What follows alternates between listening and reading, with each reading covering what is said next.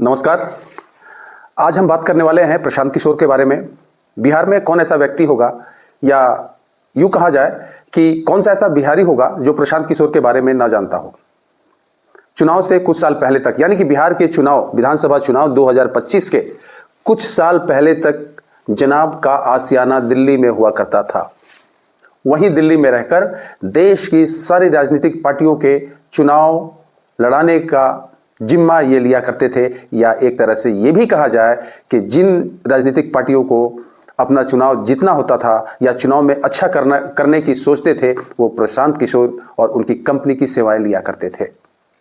2014 की भी बात की जाए या 2014 से पहले गुजरात विधानसभा चुनाव की भी बात की जाए तो इन्होंने भाजपा को भी अपनी सेवाएं दी हैं। देश की शायद ही ऐसी कोई बड़ी पार्टी होगी जिसको इन्होंने अपनी सेवा ना दी हो। लेकिन आज हम इन सेवाओं से बिल्कुल ही इतर एक विभिन्न मुद्दे पर बात करेंगे, और वो है बिहार चुनाव में इन्होंने दो मुद्दे, पूरे बिहार का भ्रमण करके दो मुद्दे इन्होंने निश्चित किए। दिल्ली से पलायन करके प्रशांत किशोर बिहार में आते हैं और बिहारियों के पलायन के मुद्दे को उठाकर रातों रात हीरो बन जाते हैं। तो क्या इसका अर्थ ये समझा जाए कि जब इनका उद्योग, जब इनका कारोबार, जब इनका रोजगार दिल्ली में रहकर सारे देश में मंदा पड़ना शुरू कर दिया, तो इन्होंने बिहार को पलायन किया? और बिहारी तो बिहारी, भोले भाले बिहारी, और प्रशांत किशोर तो प्रशांत किशोर, पी के घाट घाट के पानी पिए हुए इंसान। इन्होंने भोले भाले बिहारियों को बहकाया, अपने जाल में फंसाया और एक नई राजनीति करने का फॉर्मूला बिहारियों को दिया। बिहारियों को भी लगा कि ये प्रशांत किशोर हमारे बिहार के ही हैं, और ये जिस नए किस्म की राजनीति की बात कर रहे हैं, बिल्कुल उसी तरीके की बात कर रहे हैं जिस तरीके से आज से 12-14 साल पहले दिल्ली के केजरीवाल ने दिल्ली की जनता से करना शुरू कर दिया था। इनको ऐसा लगा कि शायद ये ही वो व्यक्ति है जो हमारे बिहारियों के पलायन को, रोजगार को खत्म कर सकता है। अब बिहार के कुछ अति महत्वाकांक्षी बिहारी भी थे जिन्हें ऐसा लगा कि प्रशांत किशोर नए नए बिहार में आए हैं, एक बिहारी की मनोदशा को समझेंगे। और जो अति महत्वाकांक्षी बिहारी थे, उन्हें लगा कि ये इंसान केजरीवाल टाइप की पॉलिटिक्स की अगर बात कर रहा है तो आगे क्या होगा क्या नहीं होगा उसको तो छोड़ो, फिलहाल तो ये इंसान हमें विधायक भी बना सकता है, हमें माननीय कहलाने का सुख भी प्रदान कर सकता है।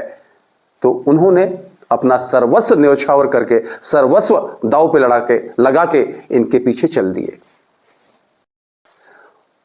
और उसका नतीजा यह हुआ कि उन बिहारियों को अच्छी खासी रकम देकर विधानसभा की टिकट हासिल करनी पड़ी।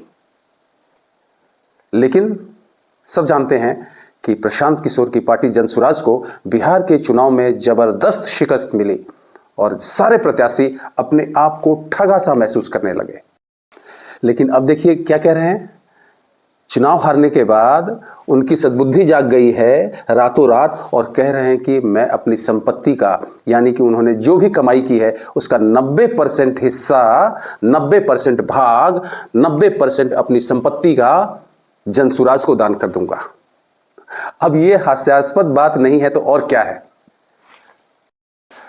अच्छा, अब आप लोग ही बताइए कि जनाब बेवकूफ़ किसको बना रहे हैं। अब अखिलेश यादव ये कहें कि उनकी जो भी संपत्ति है, मैं अपनी सारी संपत्ति समाजवादी पार्टी को दान करता हूं। लालू प्रसाद जी कहने लगे कि मैं अपनी सारी संपत्ति या उसका 90% राजद को दान करता हूं। ममता दीदी अगर कहने लगी कि मैं अपनी सारी संपत्ति टीएमसी को दान कर दूंगी। राहुल गांधी कह दें कि मैंने तो आज से ही अपनी सारी संपत्ति कांग्रेस को दान कर दी। तो किसको बेवकूफ बना रहे हैं। समाजवादी पार्टी के कर्ता धर्ता अखिलेश, कांग्रेस के कर्ता धर्ता मालिक राहुल।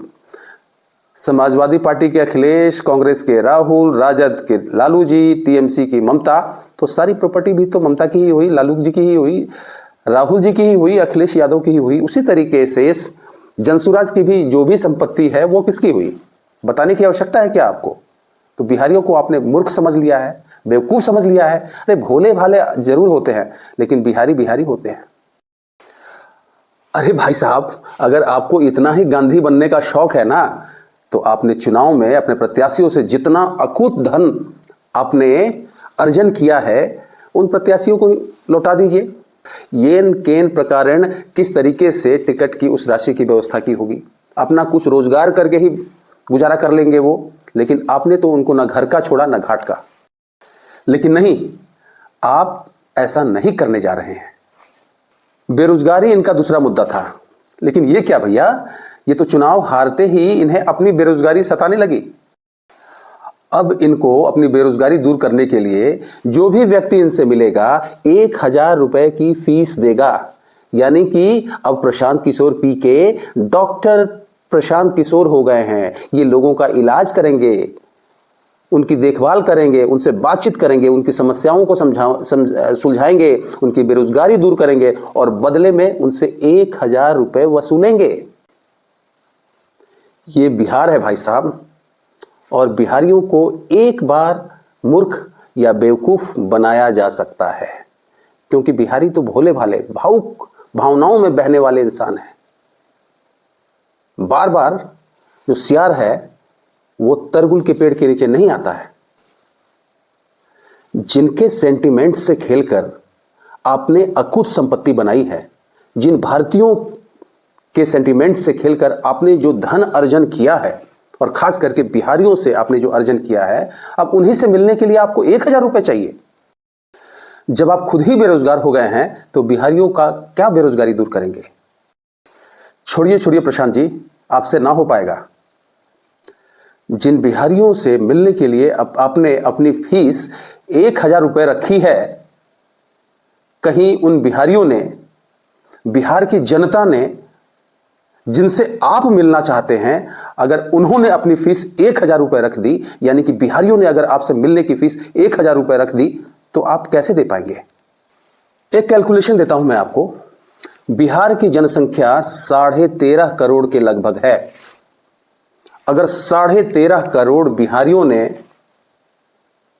जब चुनाव के दौरान आप बिहारियों से मिलने की बात करते हैं, अगर 13.5 करोड़ बिहारियों ने, आप अगर उनसे मिलना चाहें तो उन्होंने अगर अपनी फीस 1000 रुपए रख दी, तो 13.5 करोड़ गुने 1000 रुपए, यानी कि खरबों में यह राशि जाएगी, और आपको लगभग बिहारियों को देने के लिए 1.5 खरब रुपए के आसपास की राशि अदा करनी पड़ेगी। बुर्बक मत बनाइए बिहारियों को, नो बुर्बक बनाइंग। एक बार आपने छला है, केजरीवाल ने भी एक बार छला था। दिल्ली की जनता संभल गई, उसी तरीके से आपको भी बिहार की जनता संभल चुकी है। नो बुर्बक बनाइंग। नमस्कार।